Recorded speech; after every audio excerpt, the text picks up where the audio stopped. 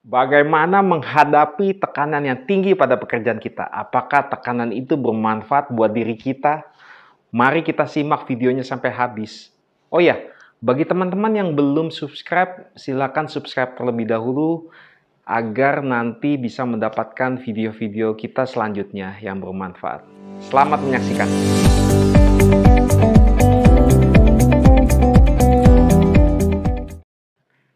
Ayo, pernahkah kita merasakan stres luar biasa di kantor? Tenggat waktu untuk membuat laporan begitu mepet, target bulanan belum tercapai. Tim kita banyak yang keluar masuk sehingga harus dilatih berulang-ulang. Pimpinan memaksa kita mencapai target penjualan yang edan. Besok, mendadak Anda harus presentasi di depan owner perusahaan. Atau masih banyak contoh yang pernah Anda alami. Mungkin teman-teman nanti bisa menulis di kolom komentar seputar pengalaman akan tekanan kerja yang begitu tinggi di tempat kerja atau usaha masing-masing. Jadi, kita bisa berdiskusi dan bertukar pikiran. Semoga dengan menonton video ini teman-teman nanti bisa mendapatkan wawasan berupa rekomendasi-rekomendasi apa yang harus dilakukan. Baik, kalau Anda ditanya, hal apa yang Anda banggakan dalam hidup ini? Mungkin banyak yang menjawab yaitu hasil.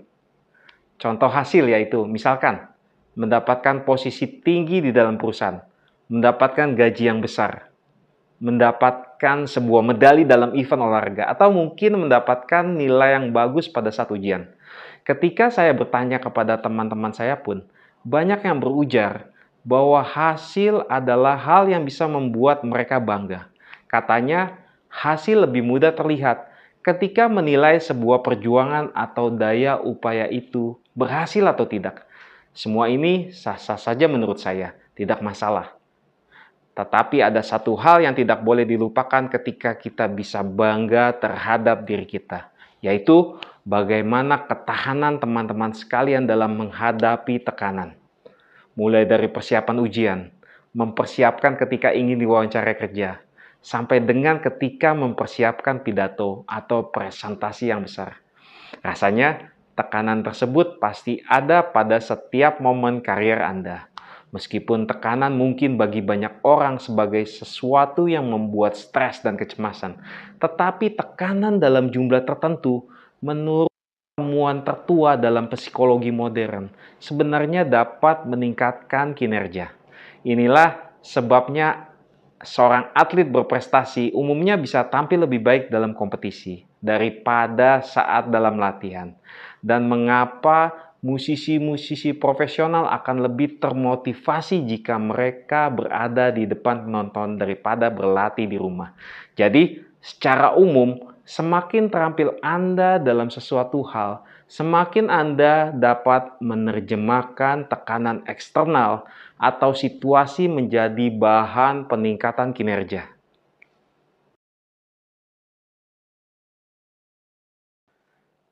Thomas Cemoro Premuzic, seorang profesor psikologi bisnis di University College London dan di Columbia University, melalui tulisannya, apa yang bisa kita lakukan untuk meningkatkan kemampuan untuk menghadapi tekanan? Berikut ada 4 rekomendasi yang diberikan, antara lain. Yang pertama adalah dengan mengetahui ambang batas Anda. Salah satu sifat manusia yang unik, yang bisa dikatakan manusia sebagai spesies yang beragam secara psikologis, adalah manusia memiliki kecerdasan emosional dalam menghadapi stres dan tekanan. Beberapa menyebutnya dengan ketabahan atau ketahanan. Para akademisi menyebut sifat ini dengan kestabilan emosi. Sifat ini meningkatkan kemampuan Anda untuk menghadapi tekanan, membuat Anda lebih berkepala dingin, dan tidak terlalu reaktif secara emosional. Nah, dalam rekomendasi ini, strategi yang mudah adalah dengan memilih 1 atau 2 rekan yang kita percaya untuk bertanya. Jadi kita harus evaluasi diri kita, tapi berdasarkan pengamatan pihak luar diri kita. Dalam hal ini, meminta bantuan teman kita. Adapun pertanyaan-pertanyaannya adalah sebagai berikut. Apakah kamu melihat saya bekerja dengan baik di bawah tekanan? Apakah saya terlihat gugup atau tegang dalam situasi yang mempunyai resiko tinggi? Apakah perilaku saya berubah saat saya dalam situasi tegang ataupun dalam situasi dengan tekanan tinggi? Atau secara umum, saya tampak tenang bagi Anda? Feedback atau umpan balik apapun yang memberikan kita informasi sesuatu tentang Anda, di mana informasi tersebut tidak kita ketahui dan dibutuhkan dari yang kita ingin dengar adalah umpan balik yang berguna. Jadi, pada dasarnya dengan mengetahui pemicu tekanan pribadi Anda akan membantu untuk menghindarinya. Atau bisa jadi bahan untuk berlatih mengatur reaksi Anda pada saat-saat dalam tekanan. Rekomendasi yang kedua adalah dengan mengidentifikasi hal-hal yang menjadi pemicu tekanan dan berlatihlah. Setelah memiliki pemahaman yang lebih baik tentang kepribadian Anda, sekaligus bagaimana hal tersebut mempengaruhi atau berhubungan ketika menghadapi tekanan, saat ini Anda akan lebih mampu melakukan identifikasi pemicu yang tepat, yang melebihi tingkat standar kenyamanan Anda masing-masing. Misalkan, apakah Anda stres karena beban kerja yang tinggi dengan tenggat waktu yang sedikit? Apakah karena merasa waktu dengan keluarga berkurang membuat Anda menjadi cemas? Potensi keseluruhan kita untuk menangani tekanan akan bergantung pada kepribadian kita, terlepas dari berapa tenang atau reaktifnya kita. Banyak sedikitnya reaksi negatif pada situasi tertentu sangatlah pribadi dan individual. Untungnya, manusia dapat belajar meminimalkan situasi yang terlalu banyak memberikan tekanan dengan tindakan merencanakan, mengutamakan, memilih pertempuran kita dan keluar dari zona nyaman kita secara wajar tanpa melampaui titik kritis. Seperti keterampilan atau kemampuan apapun, menghadapi tekanan, praktek adalah kuncinya.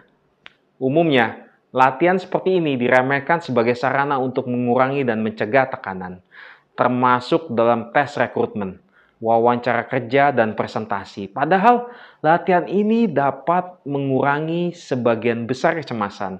Misalnya seperti ini, Anda mempunyai atasan yang Anda anggap sebagai sumber stres. Pertama-tama, cobalah menilai bagaimana interaksi Anda dengan atasan saat ini. Mungkin setelah Anda menilai adanya cara berinteraksi yang harus diubah, pilihlah media dan format interaksinya, misalkan dengan email, Zoom, secara langsung, dan lain sebagainya. Jadwalkan pertemuan 4 mata sebelumnya, sehingga kita dapat mempersiapkan, berlatih, dan fokus.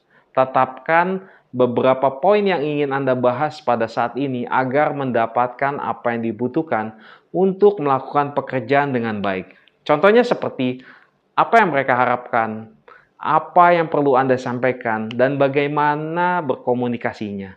Jadi secara umum, kita dapat merencanakan dan menetapkan norma komunikasi untuk meningkatkan keakraban, serta mengurangi stres dan kecemasan yang Anda rasakan terhadap atasan yang Anda anggap membuat stres tadi.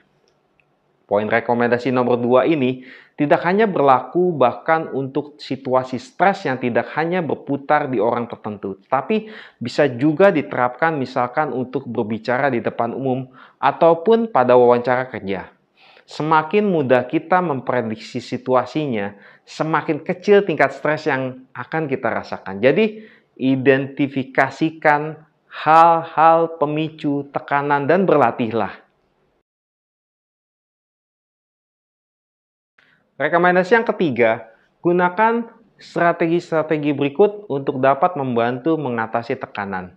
Penelitian menunjukkan bahwa jika kita dapat mengubah praktek berikut menjadi sebuah kebiasaan harian maupun mingguan, kemampuan kita meningkat dengan cepat dalam menghadapi tekanan. Antara lain, yang pertama dengan latihan pernapasan seperti bermeditasi, latihan pernapasan dalam, kualitas tidur yang lebih baik terutama saat besoknya ada pekerjaan dalam tekanan besar dan tinggi. Lalu, latihan fisik seperti berolahraga, dan latihan teknik berpikir penilaian ulang atau cognitive reappraisal, yang berarti individu menilai atau mengevaluasi ulang secara kognitif situasi yang berpotensi memunculkan emosi. Dengan kata lain, untuk mengurangi dampak emosional tersebut. Untuk mengurangi tekanan sebelum acara besar, ada baiknya menghindari minuman-minuman yang terlalu banyak kafein. Tekanan yang kita rasakan pada saat tertentu sebenarnya lebih banyak berasal daripada diri kita sendiri. Inilah mengapa dua orang akan mengalami tingkat tekanan yang sangat berbeda dalam situasi yang sama, dan detak jantung yang cepat akan menandakan aktivitas fisik atau kecemasan yang intens. Perbedaannya bukanlah apa yang dilakukan tubuh Anda, tetapi apa saat yang dipikirkan dalam pikiran Anda. Pada saat wawancara kerja contohnya, ketika kita merasa gugup, ada baiknya kita mengakui saja dan meminta maaf, sekaligus meminta waktu untuk mengambil nafas dalam-dalam untuk bersantai. Mungkin hal ini merupakan taktik yang lebih baik untuk mendapatkan simpati daripada sebuah penyangkalan atau penipuan. Lalu, setelah kita sudah mendapatkan ketenangan dan terus menggunakan strategi kejujuran, bicaralah tentang minat kita terhadap pekerjaan tersebut. Thomas memberikan poin dengan mengingatkan kepada kita bahwa semua orang itu gugup, kecuali mereka yang terlalu percaya diri. Orang-orang yang layak diajak bekerja sama akan lebih memilih kerendahan hati daripada tindakan narsisme. Jangan memaksakan diri untuk menjadi seorang yang bukan diri Anda dalam skenario apapun. Rekomendasi yang keempat atau yang terakhir adalah jangan menghindari tekanan sepenuhnya. Mungkin kita ingin mempertahankan tingkat tekanan tertentu dalam hidup. Tingkat tekanan ini dapat memastikan pengembangan kekuatan, ketahanan, dan naluri kompetitif Anda diaktifkan.